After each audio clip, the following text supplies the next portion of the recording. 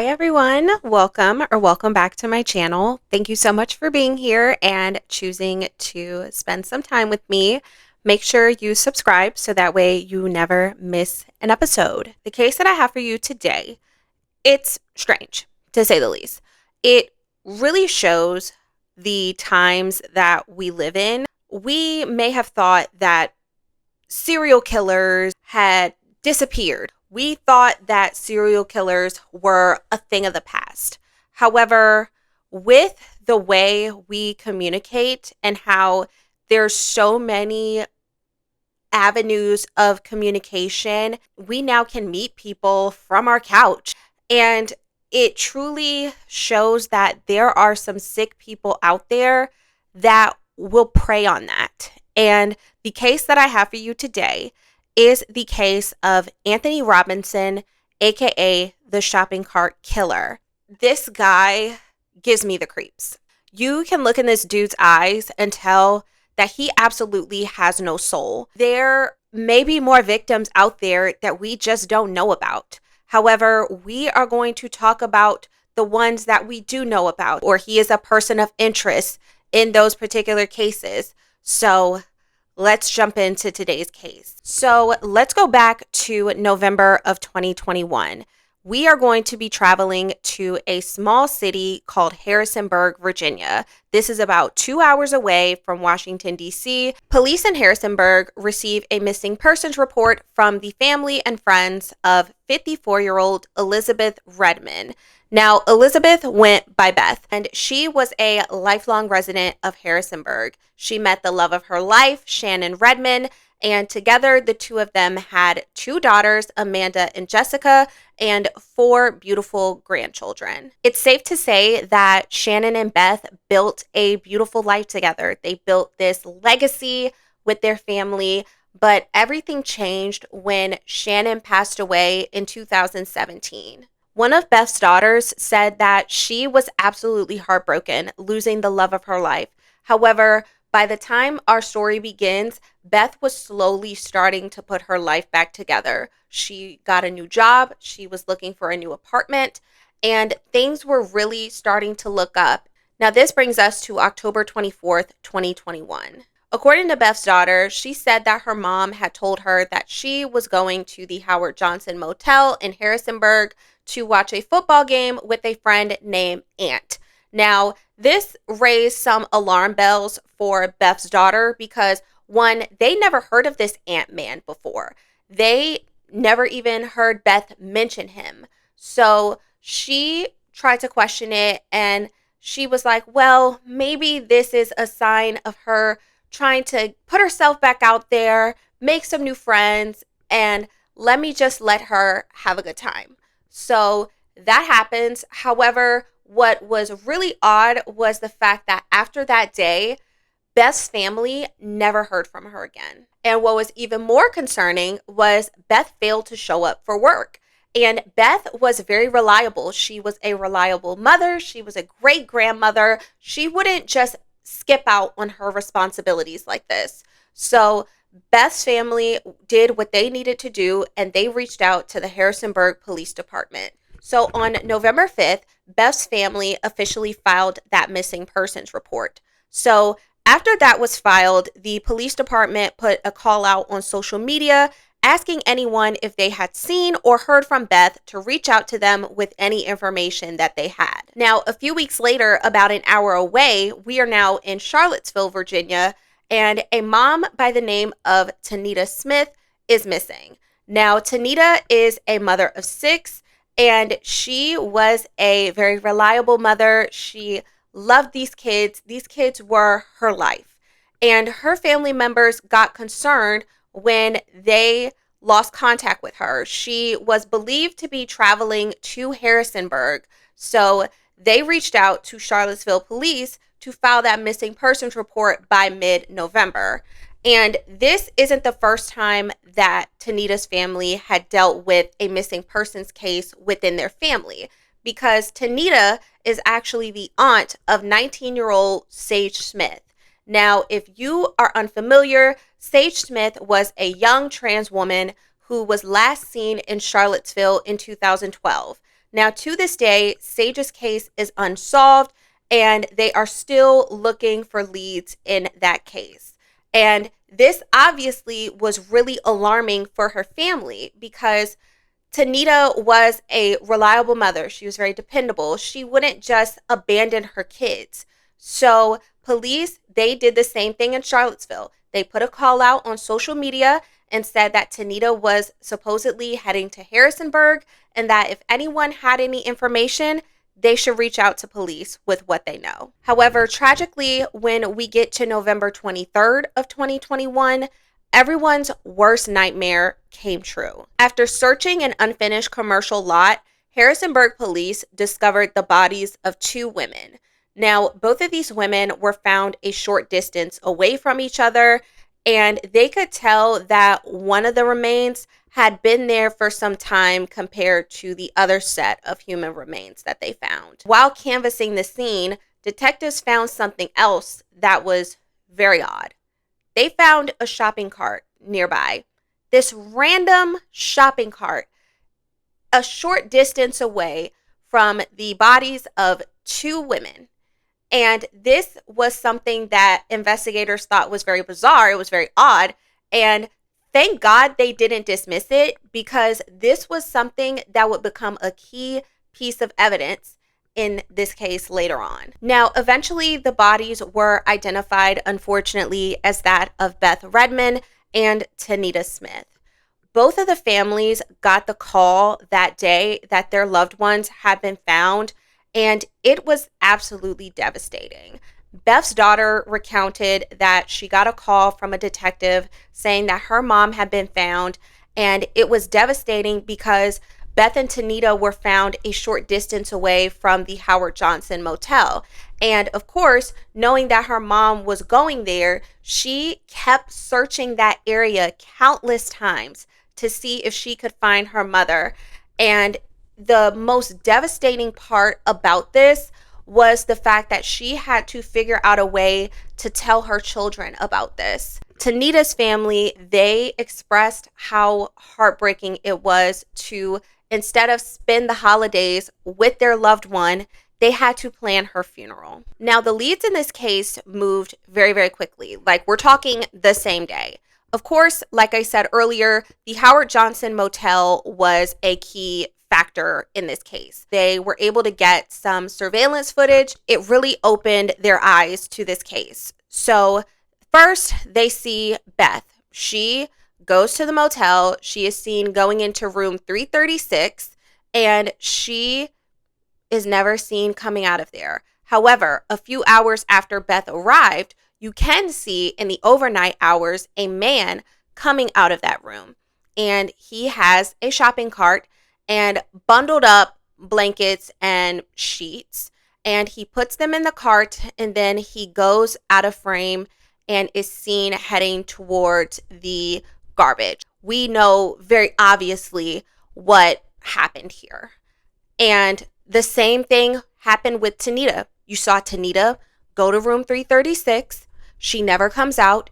However, a few hours later, you see that same man come out of that room with the shopping cart, with the bedding, and take it to a location to dump it. They were very quickly able to identify who was in that room.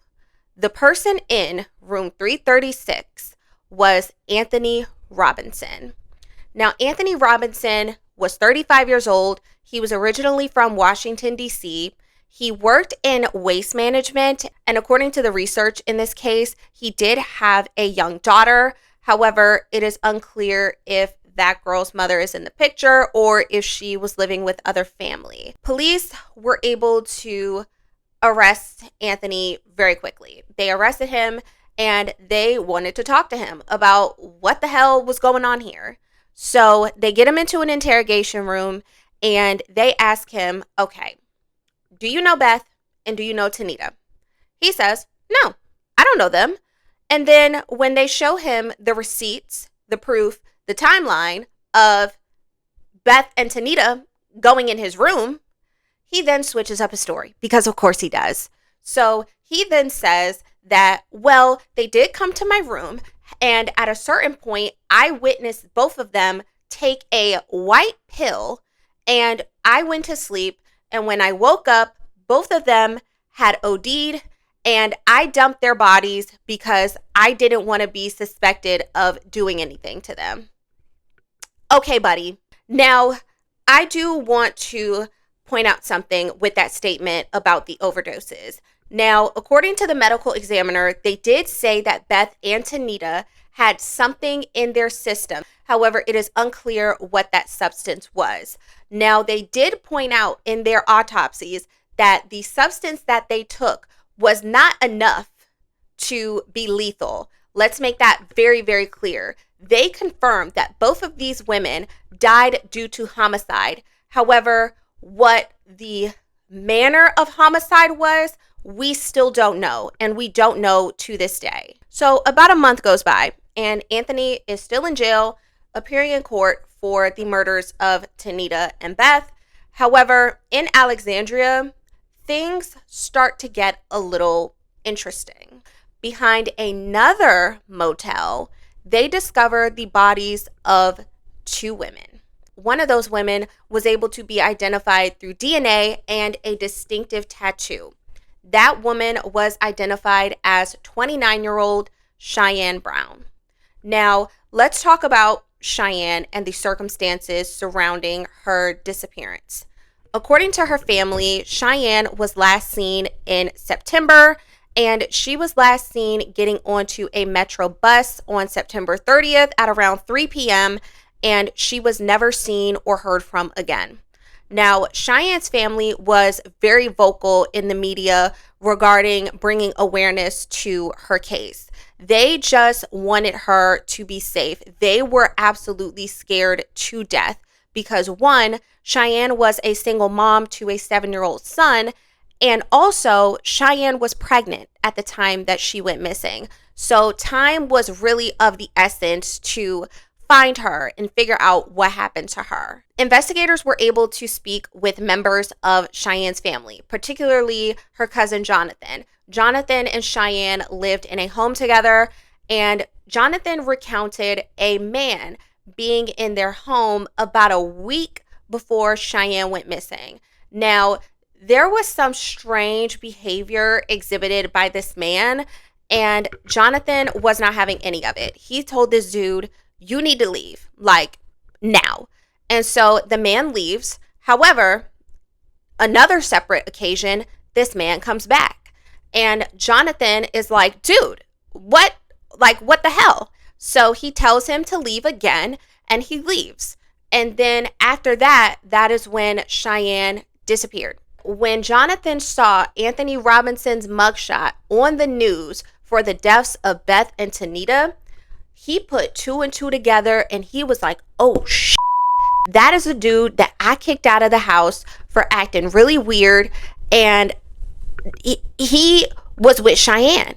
He goes to authorities with that information, and authorities really start trying to figure out what the hell is going on here, because we have two women who were found dead in Harrisonburg, Virginia. We have a woman who went missing from Washington, D.C., whose remains were found in Alexandria.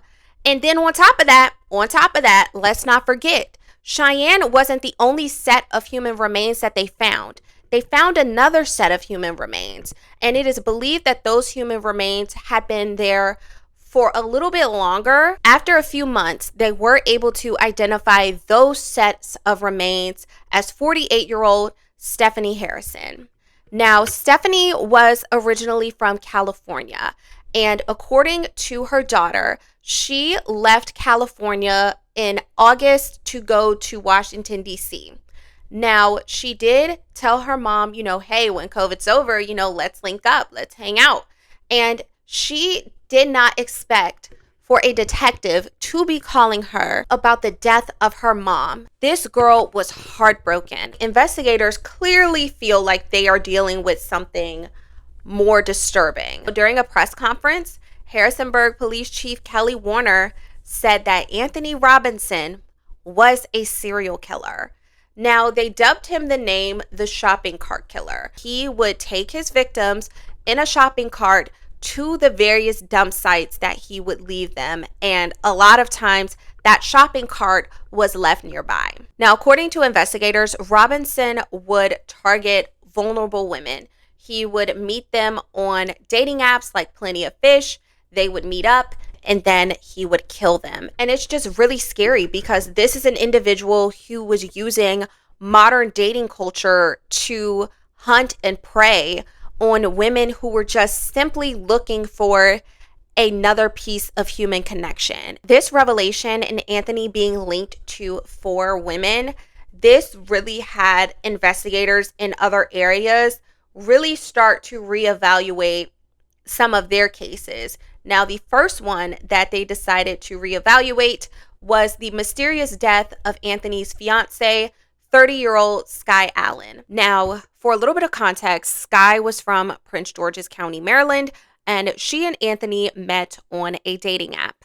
Now, they very quickly got engaged, and Sky's family had a lot of reservations about Anthony. They were just really concerned about this whole situation altogether.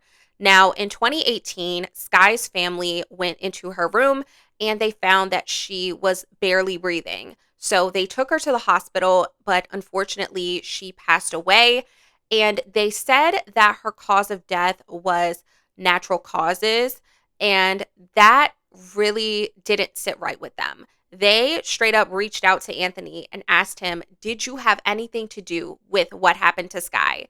And he denied it. However, they did not believe that for 1 second. At first, police didn't investigate because they thought that Sky's cause of death was natural causes.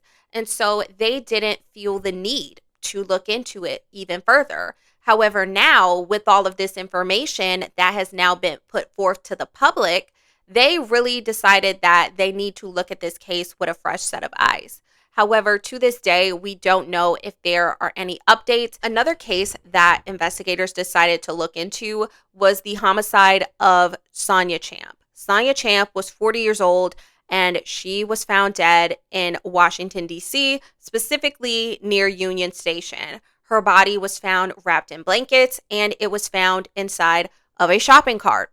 Doesn't the MO sound familiar? Okay. Now, DNA test results were able to confirm that Anthony's DNA was in fact on Sonia. However, to this day, Anthony has not been charged in connection to the death of Sonia, despite having that big critical piece of evidence. So now let's talk about Anthony's trial for the murders of Beth and Tanita Smith. We did get a lot of testimony from detectives, medical examiners, forensic experts, and members of Tanita and Beth's families. Now, we did also hear from Jonathan, Cheyenne's cousin, as well, and he was able to provide a little bit more context in regards to Anthony and his behavior. Now, Anthony's attorneys were trying to say that Anthony was mentally ill and that surveillance footage alone wasn't going to be the nail in the coffin for him. However, prosecutors, they felt that the surveillance footage was the nail in the coffin, and the jury agreed. So in January of 2025, in less than 30 minutes, the jury came back with a guilty verdict. Now, very recently, just a few weeks ago, Anthony Robinson, at the time of this recording, was just sentenced to life in prison for both the murders of Beth and Tanita Smith. Like I said at the top of this episode, Anthony was a predator. What he failed to realize is that these women had people who truly loved them. They were someone's person. All right, you guys, that is going to be it for me. Thank you so much for watching. Don't forget to like, comment, and subscribe. And I will see you guys in the next episode. Stay safe. Bye.